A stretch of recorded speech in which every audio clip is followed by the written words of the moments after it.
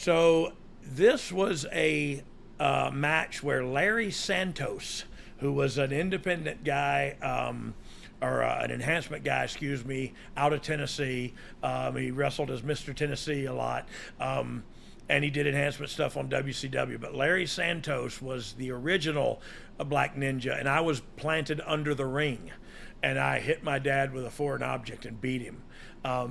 So I didn't really have a whole match with him. I just popped out at the right time, loaded the chain around my fist, and hit him with like a big punch off the second rope.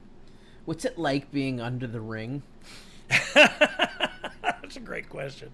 You know what they usually do, especially this was Smoky Mountain in 1993. They did not make a bed for me under there. What I mean by a bed is nowadays we'll have the crew who put up the ring and do everything like clear out a big space and maybe add something comfortable down there where they're comfortable if they're going to be there a while.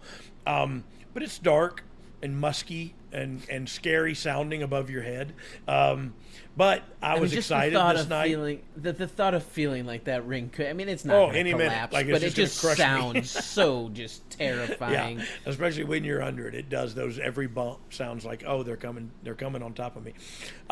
So it was so awesome for me to pop out of there and hit my dad with like one thing and beat him. And it was like, I just didn't want to hit him hard, and I didn't want, you know what I mean? I was so worried about my wrestling in particular in that match. I'm just thinking back to still being under the ring and just thinking old school of sometimes you probably had to have guys under there for a few hours even. Oh yeah. Especially if they were ribbing you. But look, when Taker or somebody had to be under there, and I'm not kidding about this, they would put stuff under there like a cooked lobster tail or something. You know what I mean? Like, hey, we got some stuff for you to eat because you're going to be under there a while. Usually with a monitor so they can watch what's going down.